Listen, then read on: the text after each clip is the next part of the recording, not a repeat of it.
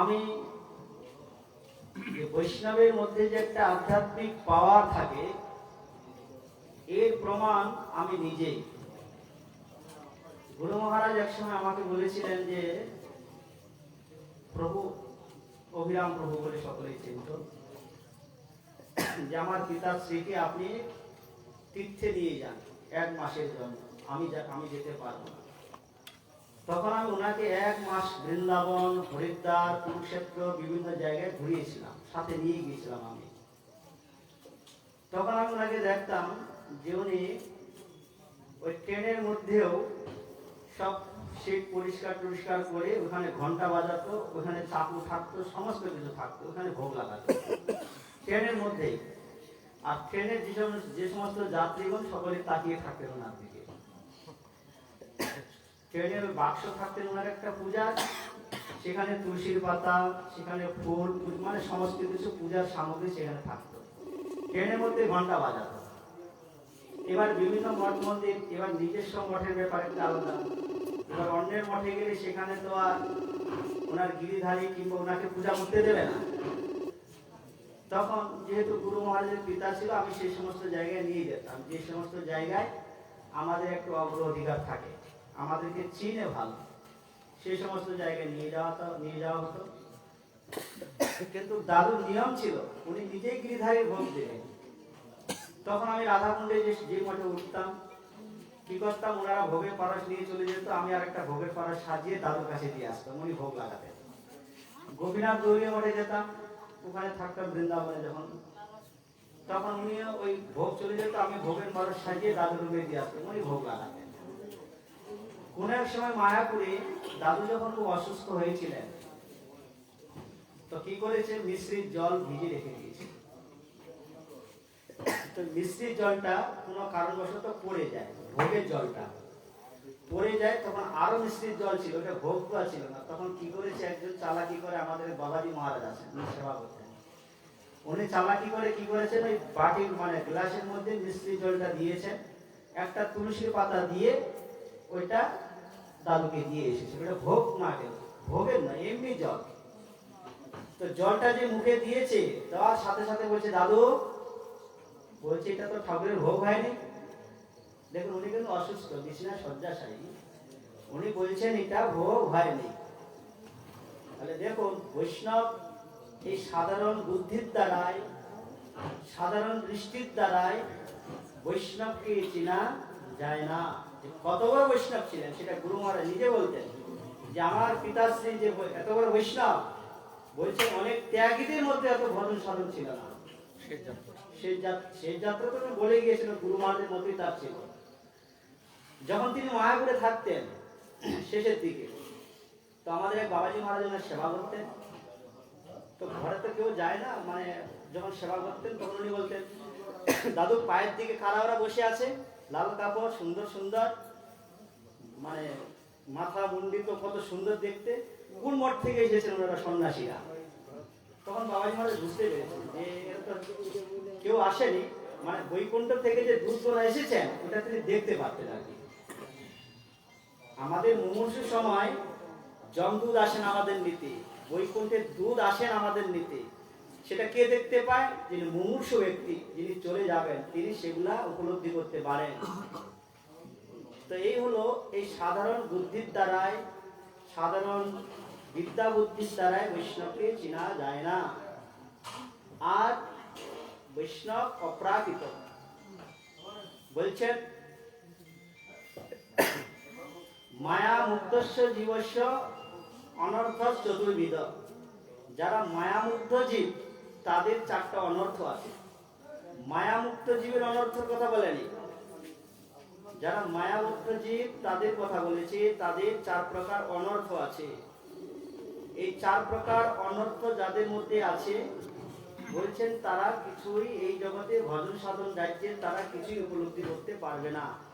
সেটা মায়াবদ্ধ জীবের কথা বলেছে, কিন্তু মায়ামুক্ত জীবের কথা বলেননি। মায়ামুক্ত জীব, যারা মায়ামুক্ত জীবগণ, তাদের কোনো এই জগতে কোনো রকম অনর্থ, কোনো রকম এই জগতের কোনো রকম মায়া তাদেরকে স্পর্শ করতে পারে না। আমি সবসময় এক জায়গায় বলি, যেমন জলে পদ্ম থাকে, কিন্তু পদ্মকে জল স্পর্শ করতে পারে না। তো এই জগতেও যে সমস্ত জীবনমুক্ত মহাপুরুষগণ তারা বিচরণ করেন, তাদেরকে কখনো মায়া স্পর্শ করতে পারেন না। আমি উদাহরণ দিই, একটা হাসপাতালে শুধু রোগী থাকে না, সেখানে ডাক্তার থাকে। হ্যাঁ, ডাক্তাররা থাকে রোগীদের চিকিৎসা করবার জন্য। তাই এই জগতেও ভব রোগী আমরা সকলেই।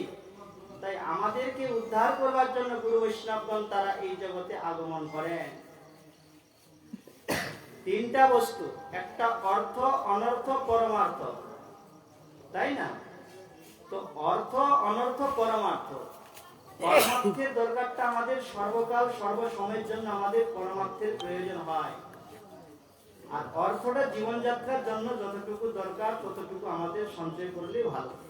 তার বেশি হয়ে গেলে তখনই আমাদের অনর্থে এসে উপস্থিত হয়ে যায়। হ্যাঁ, সেটা বলছেন। আর অনর্থটা কখনো আমাদের দরকার হয় না। অনর্থ মানে সেটা জীবনের জন্য অত্যন্ত জঞ্জাল এসে উপস্থিত হয়ে যায়। এই অনর্থটা বলেছেন। অনর্থটা কি? আমরা যে হরিভজন করছি, এই অনর্থ কাকে বলে? 4 প্রকার অনর্থ আছে। 4 প্রকার অনর্থ কি আছে? একটা হলো হৃদয় দুর্বল, একটা হচ্ছে হৃদয় দুর্বল, আর একটা হচ্ছে অপরাধ, একটা অসৎ তৃষ্ণা, আর একটা হচ্ছে তত্ত্ব বিভ্রম। কয়টা হলো? একটা হলো হৃদয় দুর্বল, একটা অপরাধ, একটা অসৎ তৃষ্ণা, আর একটা হলো তত্ত্ব বিভ্রম। মহারাজ বলেছেন তত্ত্ব বিভ্রমের কথা। এই তত্ত্ব বিভ্রমটাকে 4 ভাগে বিভক্ত করেছেন। স্বতত্ত্বে ভ্রম, পরতত্ত্বে ভ্রম, সাধ্য সাধন তত্ত্বে ভ্রম। এই তত্ত্ব ভ্রমটাকে বলেছেন। স্বতত্ত্বে ভ্রম মানে আমরা নিজেদের সম্বন্ধে আমরা জানি না, আমরা পরের বিচার করতে যাই। আমি কে এটা আমরা নিজেরা উপলব্ধি করতে পারি না। আমরা মনে করি এই শরীরটা আমি, এই বডিটা আমি, কিন্তু এটা আমি নয়। যেই কথা শ্রীমন মহাপ্রভুকে বলেছিলেন, কে? সনাতন গোস্বামী বলেছিলেন, কে আমি কেনে মরে যারে তাপত্রয়, আর ইহা নাহি জানি কইছে হিত হয়। আমি কে? তো এখন মহাপ্রভু যদি বলতো তুমি কে জানো না, তুমি তো বাংলার প্রধানমন্ত্রী, হোসেন শাহের অধীনস্থে তিনি রাজা ছিলেন, তার প্রধানমন্ত্রী তুমি। তো মহাপ্রভুকে এই উত্তরটা দিয়েছিল? মহাপ্রভু কি বলেছিল? তার উত্তরে মহাপ্রভু বলেছিল যে জীবের স্বরূপ হয় কৃষ্ণের নিত্য দাস। এটাই উত্তর দিয়েছিল, যে আমরা স্বরূপত হচ্ছি ভগবানের দাস, কিন্তু আমরা এই ভগবানের দাসত্বটা ভুলে গিয়েছি, ভগবানকে ভুলে গিয়েছি। তার জন্য আমাদের কি অবস্থা হচ্ছে? কৃষ্ণ ভুলি সেই জীব অনাদি বহির্মুখ, অতএব মায়া তারে দে সংসার আদি দুঃখ। তার জন্যই আমাদের এই দুঃখগুলো আমাদের পেতে হয়, আমাদের এই সমস্ত যন্ত্রণাগুলো আমাদের পেতে হয়। তাই আমরা আমাদের নিজের সম্বন্ধে আমরা ধারণা করতে পারি না, জানি না। পরতত্ত্বে ভ্রম, ভগবত বিষয়ে আমাদের কোনো ধারণা নেই। ভগবান কি বস্তু, ভগবানের কত রূপ আছে, ভগবানের কত গুণ আছে, ভগবান তার কত ঐশ্বর্য আছে, ভগবত ভজনের দ্বারা আমরা কি উপলব্ধি করতে পারি, ভগবান তিনি কত দয়ালু, ইত্যাদি বস্তুগুলা আমাদের মধ্যে ধারণা নেই। যদি এই সমস্তগুলো আমাদের মধ্যে ধারণা থাকতো, তাহলে আমরাও ঈশ্বরের ভজন করতাম, আমাদেরও ভগবানের উপর দৃঢ়তা আসতো। কিন্তু এগুলো আমরা উপলব্ধি করি না বলে আমাদের মধ্যে কোনো দৃঢ়তা নেই। হ্যাঁ, বলছে গঙ্গা দয়ালু শরণম ব্রজেম, বলছে যে পুতনা অহোমপিরস্পন কাল জিগাংশয়া প্যাপি ধাত্রী লবে গতিম ধাত্রীম চিতাম। হ্যাঁ, যে পুতনা কৃষ্ণকে মারার জন্য গিয়েছিল, স্তনে বিষ মেখে পুতনা মারার জন্য গিয়েছিল কৃষ্ণকে। কিন্তু দেখুন সেই কৃষ্ণ কি করলেন, তাকে ধাত্রীগতি প্রদান করলেন, যেখানে মায়ের স্থান সেখানে তাকে প্রদান করলেন। আর ভগবানের আরেক নাম হচ্ছে হতারি গতি দায়ক। হতারি গতি দায়ক মানে ভগবান যাদেরকে হত্যা করবে তাদেরকে বৈকুণ্ঠে পাঠিয়ে দেন, তাদেরকে গোলকে পাঠিয়ে দেন। তাহলে ভগবান এত বড় দয়ালু। তাহলে পরতত্ত্বে ভ্রম, সাধ্য সাধন তত্ত্বে ভ্রম। সাধ্য বস্তুতে ভ্রম, সাধন বস্তুতে ভ্রম। সাধ্য বস্তু মানে সাধন করে যেটা উপলব্ধি করা যায়, যেটা পাওয়া যায়, সেটাই হলো সাধ্য বস্তু। সাধ্য বস্তু সাধন বিনা কেহ নাহি পায়, আর কৃপা করি কহরায় পাবার উপায়।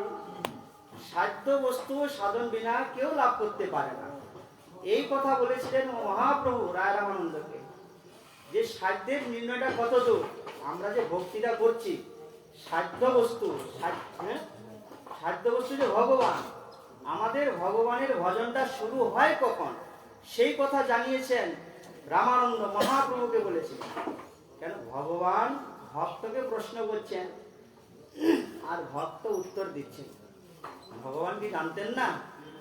হ্যাঁ, কিন্তু ভগবানকে তিনি ভক্তির মুখ দিয়ে তিনি জগতে প্রকাশ করছেন।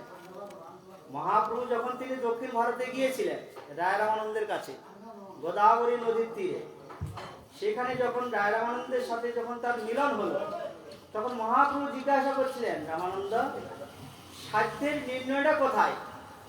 সাধ্য নির্ণয় মানে আমরা যে ভগবানের ভক্তি করছি, এই ভগবত ভক্তিটা কোথা থেকে শুরু হয়, সেটা আপনি আমাকে কৃপা করে বলুন। মহাপ্রভু জিজ্ঞাসা করছেন। তার উত্তরে মহাপ্রভু কি বললেন? পরশ্লোক সাধ্যের নির্ণয়। সাধ্যের নির্ণয়টা কোথায় তুমি আমাকে বলো। তো মহাপ্রভু রামানন্দ কি বললেন? বললেন স্বধর্ম আচরণে বিষ্ণু ভক্তি হয়। এটা কে বললেন?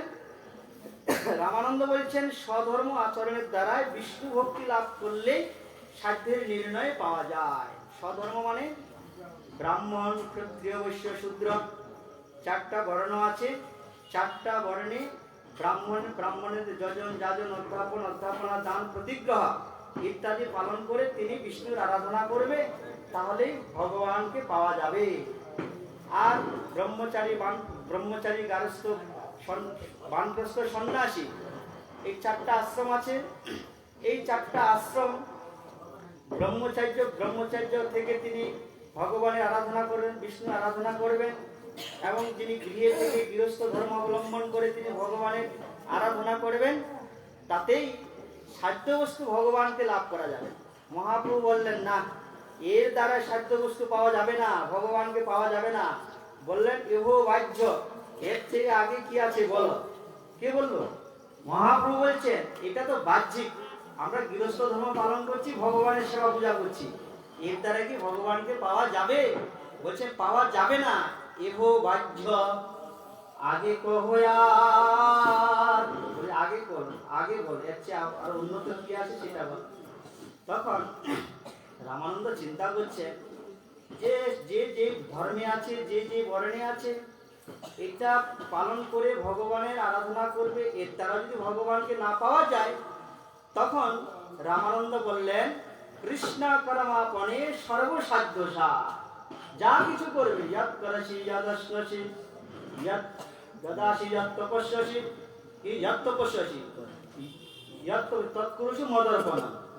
তুমি যা কিছু করবে, হবন করবে, যজ্ঞ করবে, খাবে, তপস্যা করবে, যা কিছু করবে, সমস্ত কিছু তুমি আমাকে অর্পণ করবে, তাহলে তো ভগবানকে পাওয়া যাবে, তাহলে সাধ্য বস্তু পাওয়া যাবে। কিন্তু মহাপ্রভু বললেন যা কিছু করবো সব ভগবানকে দিলেই ভগবানকে পাওয়া যাবে? যাবে না, এটা কর্তব্যের মধ্যে পড়ে যায়। কিসের মধ্যে পড়ে? এটা কর্তব্য, ডিউটি, তার জিনিস তাকে দিচ্ছি, এতে বাহাদুরি কি আছে? কিচ্ছু নাই এতে বাহাদুরি। মহাপ্রভু বলছেন এর দ্বারা ভগবানকে লাভ করা যাবে না। তখন মহাপ্রভু বললেন ঠিকই বলেছি, এটা ঠিক আছে, এটা কর্তব্য, কিন্তু এর দ্বারা সাধ্য বস্তু লাভ করা যাবে না। মহাপ্রভু বললেন পরশ্লোক এহ বাহ্য। আর একটু আগে যাও, বললেন না যে এটা নয়, এটা বললেন না, কি বললেন? এহ বাহ্য, আগে কহো আর একটু আগে যাও তো দেখি কি আছে। কে বলছেন? মহাপ্রভু বলছেন আর একটু আগে যাও, কি আছে দেখি। হ্যাঁ, তখন রামানন্দ বলছে এর দ্বারাও হলো না, ভগবানকে পাওয়া গেল না, যে যা কিছু করছি সব ভগবানকে নিবেদন করছি, রান্না করছি ভগবানকে দিচ্ছি, এর দ্বারাও ভগবানকে পাওয়া যাবে না। তখন রামানন্দ বলে ফেললো, আচ্ছা, স্বধর্ম ত্যাগ সর্বসাধ্য সার, গীতার চরম পরম শ্রেষ্ঠ শ্লোক বলে ফেললো, সর্বধর্মান পরিত্যাজ্যম মাম একম শরণম ব্রজঃ অহং তাম সর্ব পাপেভ্যো মোক্ষয়িষ্যামি মা শুচি। বলে দিল একদম, যেটা গীতার যেটা আমরা সর্বশ্রেষ্ঠ শ্লোক বলি, সেই শ্লোকটা রামানন্দ বলে ফেললেন। তাহলে স্বধর্ম ত্যাগ, যে সন্ন্যাসী আছে, যে ব্রহ্মচারী আছে, যে বানপ্রস্থ আছে, যে ব্রাহ্মণ আছে, যে ক্ষত্রিয় আছে, যে বৈশ্য আছে, শূদ্র আছে, যে যার ধর্ম সমস্ত ত্যাগ করে একমাত্র ভগবানের শরণে চলে যাও, এটাই ত্যাগ। বলে এটাও কর্তব্যের মধ্যে পড়ে যায়, কারণ ভগবানই স্মরণীয়, ভগবানই বরণীয়, ভগবানকেই স্মরণ করতে হবে, ভগবানই বরণ করতে হবে, তার দ্বারা কি ভগবানকে লাভ করা যাবে? যাবে না। তখন মহাপ্রভু বললেন ইহো বাহ্য। তাহলে দেখুন গীতাকে ফেল মেরে দিল কিন্তু সেখানটায়, মেরেছে কিনা বলুন? গীতা ফেল মেরে গেল, গীতাটা পিছনে পড়ে গেল। এবার মহাপ্রভু বলছেন ইহো বাহ্য, আগে কহো আর একটু আগে যাও তো দেখি কি আছে। সাধ্যের নির্ণয় ভগবানকে প্রাপ্তির উপায়টা কি, আর একটু আগে যাও, তারপরে দেখি সাধ্যের নির্ণয়টা হয় কিনা। রামানন্দ চিন্তা করছেন এত বড় কথা বলে দিলাম, তাও বলছে এটা নয়। তখন রামানন্দ আর একটু আগে গেলেন, বলছে আচ্ছা ঠিক আছে। তখন তিনি বললেন প্রভু, জ্ঞান না, জ্ঞান মিশ্র ভক্তি সাধ্য সার, মানে জ্ঞান থাকবে কিন্তু ভক্তিতে মিশ্র আছে, ভক্তি আছে কিন্তু জ্ঞান মিশ্র আছে। আমাদের মধ্যে ভক্তি আছে কিন্তু কি আছে? জ্ঞান মিশ্র আছে আমাদের মধ্যে। জ্ঞানটা কি আছে? শালক্য সারূপ্য না, শালক্য শাস্ত্রী সারূপ্য সামীপ্য সাযুজ্য, পাঁচটা মুক্তির কথা বলেছে। এই মুক্তিগুলো আমরাও প্রার্থনা করি, ভক্তি করি ভগবানের, কিন্তু ভগবানের ভক্তি করার পরেও আমরা চিন্তা করি বৈকুণ্ঠে যাব, করেন কিনা বলেন? আমরা গোলকে যাব, করেন কিনা বলুন? ভগবত ধামে যাব, ভগবানের মতো ঐশ্বর্য চাই আমাদের, ভগবানের মতো আমাদের রূপ চাই, ভগবানের মতো আমাদের ভগবত লোকে যাব, কিন্তু যদি কীর্তন করি আবার নাহি মাগি স্বর্গ আর, কীর্তন করি কিন্তু মোক্ষ নাহি মাগি, না করি প্রার্থনা কোন বিভূতির লাগি। কীর্তনটা খুব সুন্দর করে দিলাম। আবার বলছি বৈকুণ্ঠে যাবো, বৈকুণ্ঠে কিসের জন্য যাবে? বৈকুণ্ঠে যাবে কিসের জন্য? বৈকুণ্ঠে কি আছে? ভগবানের সেবা আছে, সেখানটায় আছে না? সেখানে রাধা গোবিন্দ আছে গোলকে, সেখানে সখীরা সেবা করছেন, সেখানে আমি যাব, সেখানে কি করব? সেখানে আমাকে কিন্তু ভগবানের সেবা করতে হবে। আমি চন্দন ঘষবো, ফুলের মালা গাঁথবো, সেই মালাটা আমি সখীদের হাতে দেব, সখীরা সেই মালাটা রাধারানীর হাতে দিলে, আর রাধারানী কৃষ্ণ সেবা করবে, এই তো সেবা। তো আমি তো রাধা গোবিন্দের সেবা এখানেই করছি, গোকুলানন্দের সেবা করছি না, তাহলে এটা কি গোলক নয়? তাহলে ভক্তগণ যেখানে থাকেন সেটাই গোলক, তারা একমাত্র কৃষ্ণ সেবা চায়। দিও মানব না গৃহন্তি বিনা মত সেবনম জনা, এরকম ভক্তির কথা বলতে চাচ্ছেন মহাপ্রভু। কিন্তু রামানন্দ বলছেন প্রভু জ্ঞান মিশ্র ভক্তি সাধ্য সার, ভক্তি থাকবে কিন্তু তার মধ্যে জ্ঞান থাকবে, প্রার্থনা থাকবে। আমি গোলকে যাব, বৃন্দাবনে যাব, এই ভগবানের সেবা করব, কেন এখানেও তো ভগবানের সেবা আছে, আছে না? তাহলে এটাই আমাদের গোলক বৃন্দাবন। মহারাজ বলেছেন এই রাষ্ট্রের মধ্যে এটা হলো ধাম, এটাই নিত্য বৃন্দাবন। যেই কথা প্রভুপাদ বলেছিলেন, গৌরকিশোর দাস বাবাজিকে কথা দিয়েছিলেন আমি কলিকাতায় যাব না, তিনটা সত্য ছিল না জীবনে, শিষ্য করব না, অসৎসঙ্গ করব না, কলিকাতায় যাব না। কলকাতায় বাগবাজার গৌরীমঠ স্থাপন করেছেন প্রথম। তো প্রভুপাদ কি কলকাতায় যাননি? বলছে আমি কলিকাতার কলিনগরে আমি যাইনি, আমি অভিন্ন গোলকধাম বাগবাজার গৌরী মঠে আমি যাই, আমি কলিকাতার কলিনগরে আমি যাই না। তাহলে প্রভুপাদের দর্শনটা কিরকম? আমি জীবনে কাউকে শিষ্য করিনি, আমি সকলকে গুরু করেছি। প্রভুপাদ এই হলো দর্শন। সেই জন্য বলছেন এটাই গোলকধাম। মহাপ্রভু বলছেন রামানন্দ এহ বাহ্য, দেখলেন তো কি করে ভগবানকে লাভ করবো আমরা? আমাদের সাধ্যটা নির্ণয় কোথা থেকে হচ্ছে দেখুন এবার। এহ বাহ্য, আগে কহয়ার, আরেকটু আগে চলে যাও, সাধ্যের নির্ণয়টা হয় কিনা। তখন রামানন্দ বলল যে প্রভু, হ্যাঁ, জ্ঞান শূন্য ভক্তি সাধ্য সার। যেই না জ্ঞান শূন্য বলেছে, মহাপ্রভু সাথে সাথে অনুমোদন করে দিয়েছে। মহাপ্রভু বলছেন ইহ হয় আগে কহয়ার, এটা হয় একটু আগে বলো। এবার স্বীকার করে ফেলেছেন। এবার কি বলেছেন? জ্ঞান শূন্য ভক্তি সাধ্য সার। যেই কথা রূপ গোস্বামী প্রভু তিনি ভক্তি রসামৃত সিন্ধু গ্রন্থে জানিয়ে দিলেন, অন্নাভিলাষিতা শূন্য, ওই যে জ্ঞানের কথা বলেছেন না, তারপরে তো আছে জ্ঞান কর্ম ধনাবৃতম। ওই যে রূপ গোস্বামী প্রভু জানালেন ভক্তির, যে ভক্তিটা কোথা থেকে শুরু হয়, হ্যাঁ, ভক্তির বৈশিষ্ট্যটা কি জানালেন।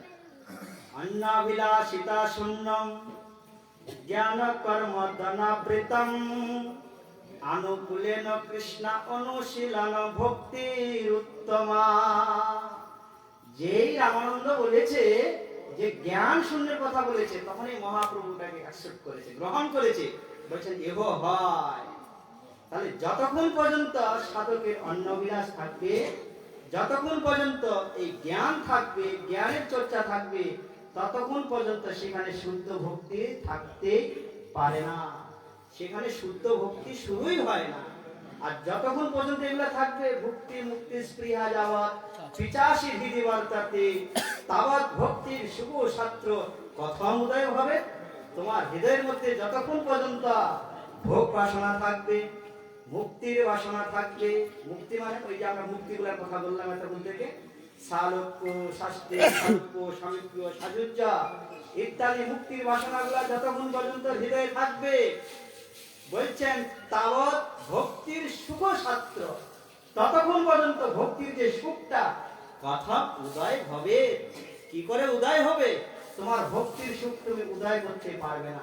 আর যদি ভক্তির সুখটা উদয় করতেই হয়, তাহলে বলেছেন, হ্যাঁ, সর্বোপাধির বিনির্মুক্তাম তৎপরত্র নির্মলাম ঋষি কেন ঋষিকেশাম সেবনং ভক্তি উচ্চতে। তখনই ভক্তিটা শুরু হলো। তোমার যত উপাধি আছে সমস্ত উপাধি তুমি বিসর্জন দাও, হ্যাঁ, সমস্ত ইন্দ্রিয়ের দ্বারা তুমি সেবা করো। অর্থাৎ প্রেমের কথাই বলেছেন, অন্নবাঞ্ছা অন্ন পূজা ছাড়ি জ্ঞান কর্ম আনুকূলে কৃষ্ণেন্দ্রিয় আনুকূলে সর্বেন্দ্র কৃষ্ণ অনুশীলন। এই শুদ্ধ ভক্তি হইতে কৃষ্ণ প্রেমা হয়, পুনঃ পুনঃ সর্বশাস্ত্রে ঢুকারিয়া হয়। তাহলে এই শুদ্ধ ভক্তি থেকে কৃষ্ণ প্রেম হবে, তবে সাধ্য শুরু হচ্ছে। তো সেই জন্য বলেছেন আমাদের অনর্থ যায় না। সাধ্য বস্তু কোথা থেকে শুরু হয় আমরা সেটা জানি না। হ্যাঁ, আমরা এই জগতের প্রার্থনা করি, কিন্তু আমরা কখনো দাস্য ভাব, ভগবানের দাসত্ব করব, ভগবানের সেবা করব, সেটা যেই জায়গায় থাকি না কেন সেটা আমরা কখনো প্রার্থনা করি না। যে প্রার্থনাটা একটা অসুর করতে পারে, মহারাজ বলেছেন, হ্যাঁ, বৃত্তাসুরের কথা বলেছেন। তো যে প্রার্থনাটা একটা বৃত্তাসুর তিনি করতে পারে অসুর হয়ে, তিনি দেবরাজ ইন্দ্রের সাথে যখন যুদ্ধ করছেন, যুদ্ধের ময়দানে তিনি বৃত্তাসুর ওই দধিচি মুনির হাত দিয়ে দেবরাজ ইন্দ্র তিনি একটা অস্ত্র নির্মাণ করেছিলেন, ওই দধিচি মুনিকে তিনি ওই বৃত্তাসুরকে বধ করবার জন্য। তখন ওই বৃত্তাসুরকে বধ করে, আমি সংক্ষিপ্ত করে বলছি, বেশি বলতে গেলে সময় চলে যাবে। হ্যাঁ, যখন যুদ্ধ করছেন, যুদ্ধের ময়দানে বৃত্তাসুর তিনি প্রার্থনা করছেন, হরে তব পदैक মূলম দশানুদাস। হ্যাঁ, হরে তব পदैक মূলম দশানুদাস ভবিতাস্মি ভূয়াম। বলে আমি তোমার কবে দাস হতে পারবো?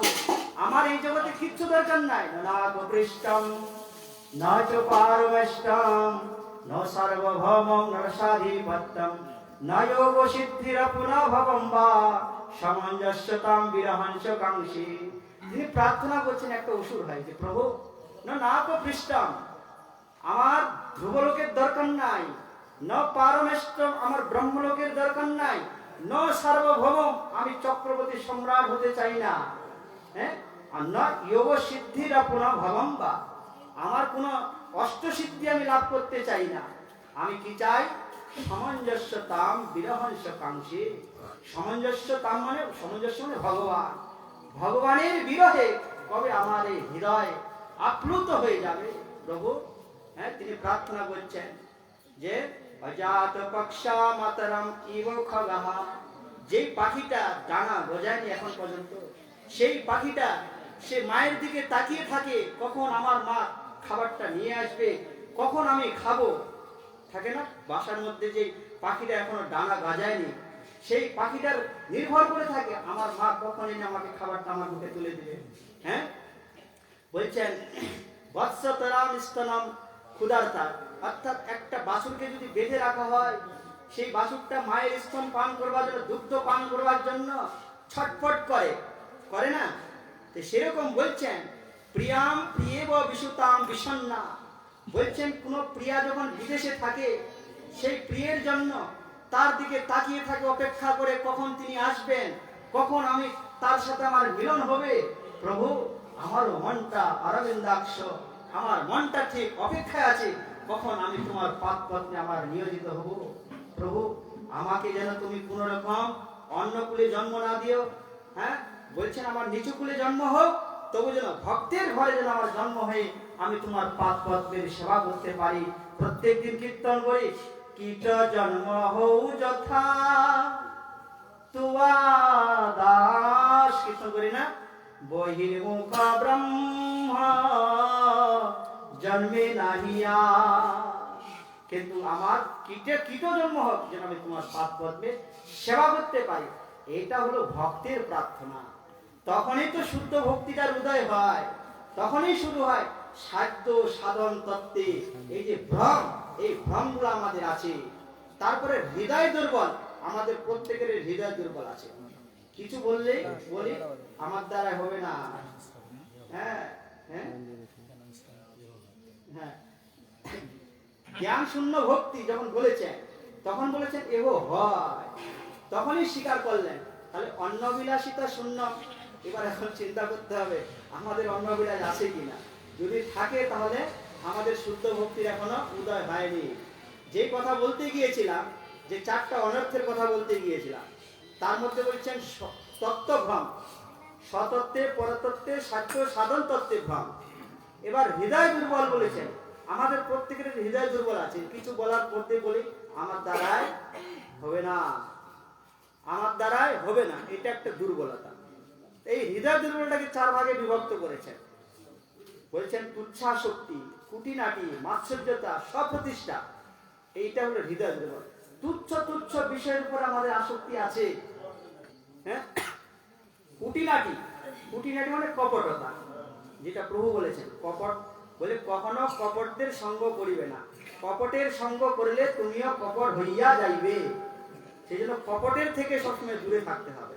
কপট মানে ভিতরে এক ভাব, বাইরে আরেক ভাব, তাদের সঙ্গ কখনো করা যাবে না। তাহলে তুচ্ছাশক্তি, কুটিনাটি, মাৎসর্যতা, মাৎসর্যতা মানে পরসুখে দুঃখী সদা মিথ্যাভাষী পর দুঃখ সুখ, এটা হলো মাৎসর্যতা। পরের সুখ হচ্ছে, আমার দুঃখ হচ্ছে, ওদের এত উন্নতি হচ্ছে, আমি জ্বলে পড়ে পড়ে যাচ্ছি। হ্যাঁ, এটাকে বলেছে মাৎসর্যতা ভাব। আবার তার সুখ, তার দুঃখ হচ্ছে, আমার খুব আনন্দ হচ্ছে, এই মাৎসর্যতা ভাব। এটা হৃদয় দুর্বল। স্বপ্রতিষ্ঠা, নিজের প্রতিষ্ঠার জন্য, হ্যাঁ, প্রতিষ্ঠা লাগিয়ে স্বার্থ আচরণ, প্রতিষ্ঠার জন্য যেটা আমার ইয়েনে সেই ভাব দেখিয়ে বেড়াই আমরা, বলছে স্বার্থ আচরণ, এগুলো হৃদয় দুর্বল। অপরাধ, এই অপরাধটাকে চার ভাগে বিভক্ত করেছেন। হ্যাঁ, কৃষ্ণ নাম স্বরূপেষু তদীয় চিৎকণেষু, কৃষ্ণ নাম অপরাধ, নামে অপরাধ আছে আমাদের। নাম অপরাধের মধ্যে প্রথম অপরাধটা হচ্ছে সাধু নিন্দা, আছে না? 10টা নাম অপরাধ আছে, প্রত্যেককে মুখস্থ করতে হবে। মুখস্থ না করলে গুরুদেবের কাছে হরিনাম নেওয়া উচিত নয়।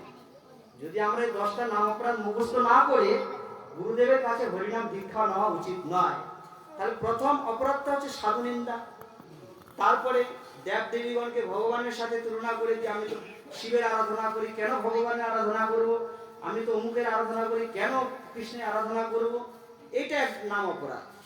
তারপরে গুরু অবজ্ঞা, শ্রুতি শাস্ত্র নিন্দা, নাম বলে পাপ বুদ্ধি, অন্য কোন শুভ কর্মের সাথে নামকে তুলনা করে দেওয়া, যাদের শ্রদ্ধা নাই জোর করে এনে মহারাজের কাছে দীক্ষা দিয়ে দিলাম, শুনতে চায় না তার ইচ্ছা নেই, জোর করে এনে হরিকথা শোনাচ্ছি, এগুলো নাম অপরাধের মধ্যে। নামের মাহাত্ম্য জানি যে নামের কত মাহাত্ম্য, নামের মাহাত্ম্য জেনেও আমাদের নামেতে রুচি হয় না, নামেতে কোনো রকম দৃঢ়তা হয় না, এগুলো তো ব্যাখ্যা করলে অনেক টাইম লাগবে। তাহলে এই যে অপরাধটা 4 প্রকার। হ্যাঁ, তারপরে বলছেন আমাদের অসৎ তৃষ্ণা। এই অসৎ তৃষ্ণা আমাদের প্রত্যেকেরই আছে। অসৎ তৃষ্ণা হচ্ছে বলছেন মুমুক্ষা, তারপরে বিভূতি কামনা, আমি কিছু করব, আমার কিছু হবে। হ্যাঁ, তারপরে মুমুক্ষা বলতে মুক্তির যে বাঞ্ছা, এগুলো আমাদের মধ্যে আছে। তাই বলছেন যতদিন এসব অনর্থ নাহি ছাড়ে, ততদিন ভক্তিলতা কবু নাহি বাড়ে। যতদিন এই অনর্থ থেকে আমরা দূরে সরে থাকতে পারবো না, ততদিন পর্যন্ত আমাদের ভক্তিলতা বৃদ্ধি হবে না। সেই জন্য গুরু মহারাজ বারবার বলতেন, মহারাজ বললেন, গুরু মহারাজ সবসময় একই কথা বলতেন, কাহারে না করে নিন্দা, কৃষ্ণ কৃষ্ণ বলে অজয় চৈতন্য সে জীবিবে কহেলে, কারো নিন্দা চর্চা করা যাবে না। হ্যাঁ, গুরু মহারাজ বলছেন একটা কথা বলে, তোমার হিংসায় আমার জয়। কেউ যদি হিংসা করে তার হিংসায় আমার জয় হয়। হিংসা করো না, চেষ্টা করো। হিংসা করার কি দরকার, চেষ্টা করো। আমি করছি, আমার মধ্যে চেষ্টা করো তুমি, তোমারও হবে। কিন্তু আমরা কি করি, হিংসা করি। তাই সেই জন্য আমাদের বাইরে যাবে। মহারাজ আমাকে বারবার সংস্কৃত বলতে, ঠিক আছে আমি সংস্কৃত ভাষায় কথা বলছি, ঠিক আছে। হ্যাঁ, আমি সংস্কৃত বাংলা উভয় দুইটা বলবো। হ্যাঁ, কারণ সংস্কৃত বললে অনেকে বুঝবেন না বলে আমি সেই জন্য বললাম। মহারাজ বলছে সংস্কৃত ভাষায় কথা বলেন মহারাজ, ঠিক আছে সংস্কৃত ভাষায় কথা বলছি। জয় বিনোদানন্দ ভাগবত মহারাজ কি জয়। हरि बोल।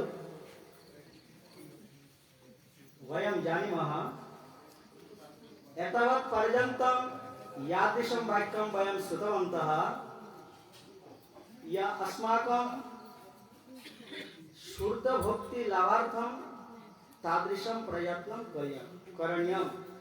আমরা এতক্ষণ পর্যন্ত যে সমস্ত কথাগুলো শুনলাম, কি শুনলাম, আমাদের এই সমস্ত শুদ্ধ ভক্তি লাভ করতে গেলে আমাদের হৃদয়ের মধ্যে তাদৃশম প্রার্থনা করণীয়, তাদৃশ প্রার্থনা আমাদের করতে হবে।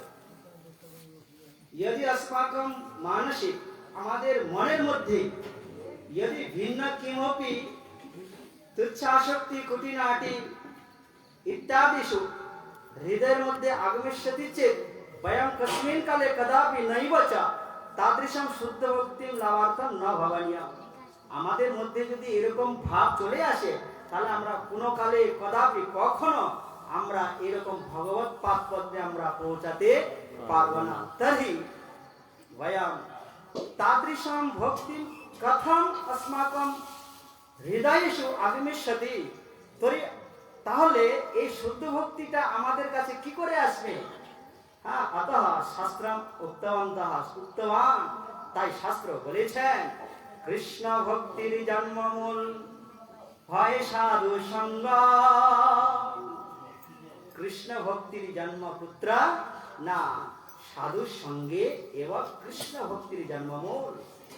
সাধুর সঙ্গেও আসতে কৃষ্ণ ভক্তি জন্মমূল কথায় আছে না, সাধুর সঙ্গের মধ্যেই একমাত্র কৃষ্ণ ভক্তিটা আছে। অতঃ अस्माकं प्रयत्नेन, তাই আমাদের যত্নের সহিত সাধুর সঙ্গ করণীয়। তাই আমাদের যত্নের সহিত সাধু সঙ্গ করতে হবে।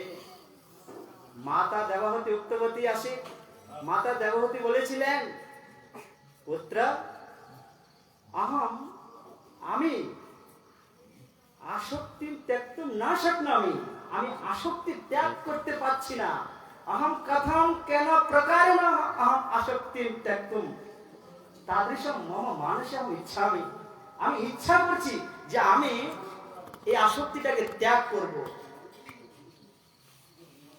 ভগবান কপিল দেব কি মুক্তবান, হ্যাঁ কপিল দেব কি বলেছিলেন, এটা ভূতকাল।